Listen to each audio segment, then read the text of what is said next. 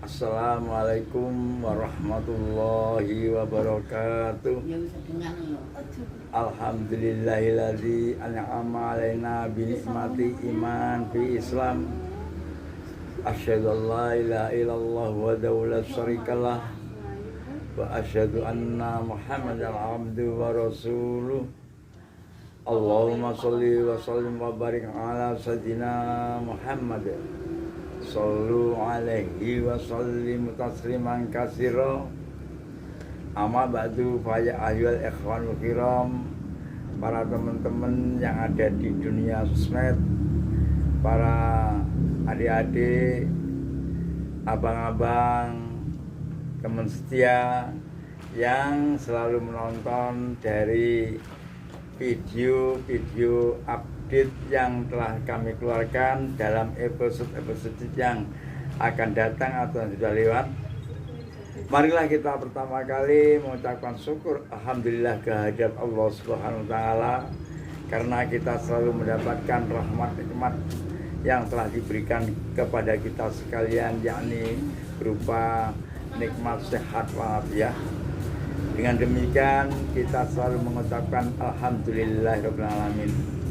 Demikian juga semoga sholawat dan salam selalu kita limpahkan ke hariban Rukul Akbar Nabi Akbar Muhammad Rasulullah sallallahu alaihi wasallam, karena dari bimbingan beliau kita ila dzulumati lam nur, insyaallah kita akan mendapatkan syafaatnya minal dunya wal akhirah. Allahumma amin.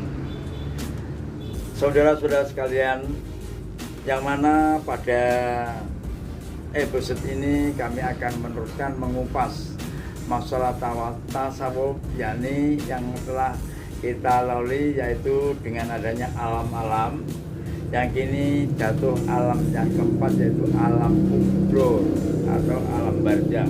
Nah, sebelum kita melanjutkan videonya, dari para penonton setia, mari kita tekan tombol like-nya agar kita selalu update di video terbaru dari Abah Thoyib. Demikian, mari kita lanjutkan mengupas dengan adanya hal-hal yang terjadi atau yang sudah ada, yakni dari alam-alam.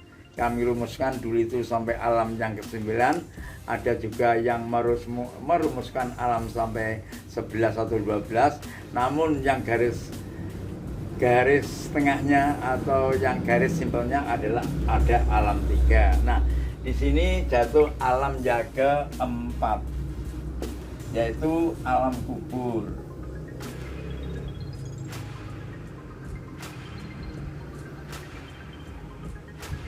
Atau barzah. Nah, alam kubur ini ada selangkah kita putus dari alam dunia untuk mengarungi atau menempati atau ke alam yang akhirat, yakni babak pertamanya kita masuk di garis lini, yakni di alam kubur atau alam barzah. Alam kubur ini penuh dengan misteri-misteri yang telah banyak diuraikan dan dihadiskan oleh Rasulullah SAW dan telah dijabarkan oleh para ulama-ulama agung yang terdahulu, yakni diantaranya yang akan menemani kita adalah dua alinea atau dua komponen, yaitu satu komponen yang baik-baik dan yang satu adalah komponen yang jahat-jahat. Termasuk yang komponen yang baik-baik itu insya Allah dalam cerita itu dirupakan sebagaimana kita setelah mati akan didatangi oleh malaikat dua, yaitu Mungkar Nakir. Tapi sebelum itu kita telah didatangi oleh sahabat kita yang berupa Widodoro dan Widodari, yakni dari amal yang soleka, termasuk amal Anda sekalian untuk membangun masjid, untuk membangun jalan, menyantuni yatim piatu, memberikan kepada fakir dan masakin. Ini yang nanti datang kepada kita sekalian, akan menemani Anda sekalian berbentuk dan berupa termasuk bagaikan widodari yang turun dari surga. Aturan Jawa mengatakan widodoro widodari sing tumurun saka surga loyo. Nah, di balik itu kalau kita amaliyahnya, termasuk banyak sekali yang amaliyah jahat, itu nanti juga akan ditemani yang berupa bagaikan singa, bagaikan bentuk setan yang bermuka sangat menggiris-giriskan dalam hati kita, sangat kita tidak menyukainya. Nah, ini imbalan amaliyah kita yang syai'at, termasuk kita pernah melaksanakan umpama perzinaan, permainan, peminuman, dan kita tidak senonoh menjalankan perbuatan yang tidak sesuai dengan anggaran rule of law di dalam agama Islam, itu peraturan-peraturan di dalam kaidah Islam. Nah, ini dalam dua kategori, dua generasi yang datang kepada kita, dua komponen yang datang kepada kita, yaitu amaliyah yang sholehah dan amaliyah yang syai'ah. Yang pasti itu akan datang kepada Anda sekalian.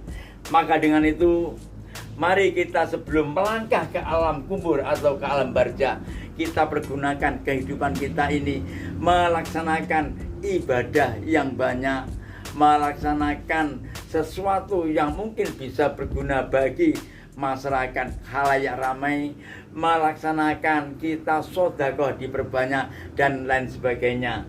Toh ada juga orang dulu itu merumuskan setiap malam Jumat itu ahli kubur pulang ke rumah, mulih menyang omah nyaluk nyuwun sanajanto kalimah mung sak kalimah, sanajanto Al-Qur'an mung sak kalimah. Nah, ini artinya apa? Artinya kita setelah di alam kubur itu akan mendapatkan sesuatu yang tidak sesuai dengan harapan kita, karena dari perbuatan amaliyah kita waktu kita hidup di alam dunia. Nah, itu misteri yang ada di alam kubur, di antara begitulah. Kemudian di alam kubur itu sendiri mungkin, dan itu pasti, kalau nanti ada pertanyaan-pertanyaan dari malaikat munkar dan nakir itu. Namun sebelum kita mengetahui bagaimana manusia dimandikan, kemudian dikafani, kemudian disolati, kemudian diangkat, dibawa, diantarkan ke liang kubur, itu adalah yang hilang pertama kali adalah nama dari manusia tersebut, umpamanya Pak Hartono. Karena apa? Dia sudah menjadi jasad. Pak Hartono pada waktu sebelum mati, sebelum menjadi almarhum, dia itu dibawa ke rumah sakit. Namun para tetangga-tangga terdengar bahwa kalau Pak Hartono itu sudah mati, maka menanyakannya bukan namanya Pak Hartono, yaitu yang ditamakan mayitnya atau jasadnya yang sudah mati itu sampai mana, sudah kirim pulang atau belum, atau masih di rumah sakit. Nah, begitu kira-kira. Kemudian yang nomor 2 adalah jabatan, karir. Itu langsung hilang sekali. Yang dulu Pak Hartono itu umpama menjadi seorang bupati, bupatinya akan lenyap dan hilang. Tidak akan dia tuh dipanggil Pak Hartono sebagai bupati lagi. Karena apa? Hanya merupakan mayatnya di mana. Itu kan langsung hilang. Itu yang kedua. Kemudian yang langsung ketiga adalah harta bendanya. Jadi kehilangan setelah manusia mati,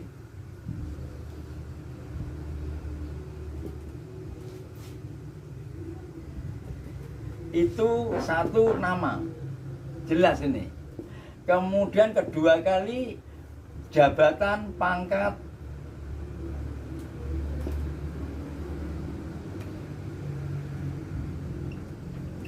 Ini jelas hilang. Tanpa disadari mereka itu hilang dengan sendirinya.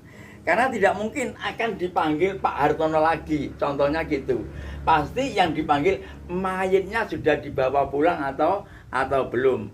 Kemudian pangkatnya, umpama saya ibaratkan tadi Pak Hartono sebagai bupati, tidak akan dipanggil Pak Bupati Hartono lagi. Hanya di mana? kira-kira mayitnya tadi akan dimakamkan. Kemudian yang ketiga kali adalah harta bendanya.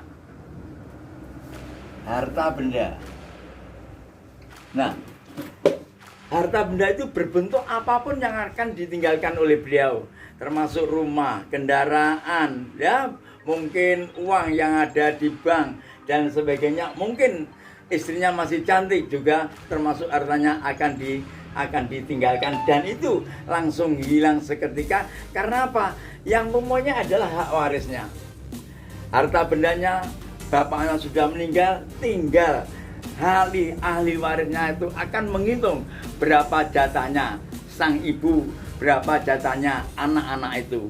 Itu pasti, tidak mungkin tidak. Nah, umpamanya mobilnya juga tidak akan dibawa, akan hilang dengan sendirinya. Rumahnya yang baru bangun, indah, pavilion dan lain sebagainya juga tidak akan dibawa mati ke alam barzakh atau ke alam kubur. Istrinya yang masih cantik juga akan ditinggalkan, bahwa akan diambil oleh orang lain, yang mungkin hal itu pasti akan terjadi oleh mereka-mereka yang telah mendatangi maut tersebut. Yakni kita akan langsung melangkah ke alam yang akhirat, tapi babak awalnya adalah alam kubri atau alam kubur, itu pasti. Maka dengan itu, mari para teman-teman sekalian yang mungkin penonton sebagai Abah Thoyib yang setia, kami selalu mengingatkan, senyampang kesempatan mas ini, senyampang waktu ini masih kita renungi, masih kita bisa dapati, marilah kita untuk berbuat yang sebaik-baik mungkin agar kita nanti tidak akan kehilangan seluruhnya. Tapi Pak, insya Allah semuanya itu hanya tergantung nama yang indah yang akan teruskan di cerita-cerita setelah beliau itu meninggalkan di alam dunia, yakni menuju ke alam kubur, yaitu di alam akhirat yang babak pertama. Kemudian dalam alam kubur itu nanti pasti ada pertanyaan-pertanyaan yang disampaikan oleh malaikat tersebut. Tadi kan sudah saya sebutkan, untuk menemani kita itu ada dua kategori, dua komponen. Yang satu berupa midodari, yang satu berupa setan-setan yang jahat. Nah, pertanyaan-pertanyaan itu nanti akan didatangi oleh malaikat Mungkar dan Nakir, akan ditanyakan. Di antaranya pertanyaan itu yang logika dan banyak diketahui oleh kalangan masyarakat, yakni siapakah Tuhanmu? Marrobuka, Allahu Rabbi, kan gitu. Pertanyaan biasanya begitu, dan itu memang begitu menurut sejarah di dalam hadis sahih, kemudian dari tafsir para ulama-ulama mengatakan begitu. Jadi kita, karena hari akhir itu adalah kita mempercayainya, termasuk sebagian dari iman kita yang jumlahnya 6 itu. Nah, di dalam pertanyaan-pertanyaan di alam kubur itu akan terjadi, siapakah Tuhanmu? Kemudian siapakah nabimu? Kemudian siapakah saudaramu? Kemudian apa agamamu? Kemudian apa kelibatmu? Apa sebagai pedoman atau kitabmu? Nah, semuanya itu kalau Anda mempunyai bekal yang baik, termasuk pahala-pahala yang mengiringi Anda sesuai dengan apa yang sudah kami katakan tadi, sebagai teman yang indah dan yang baik yang kita kategorikan sebagai bidadari, itu akan bisa memberikan jawaban daripada malaikat-malaikat yang menanyakan Anda, siapa Tuhanmu? Allahu Rabbi, adalah Allah sebagai Tuhan saya. Dan siapa nabimu? Muhammad Rasulullah sebagai nabi saya. Siapa saudaramu? Kaum muslimin dan muslimat. Di sini tidak dikatakan atau ditanyakan siapa ayahmu, siapa anakmu, siapa istrimu, tapi logikanya adalah kaum muslimin, siapa saudaramu.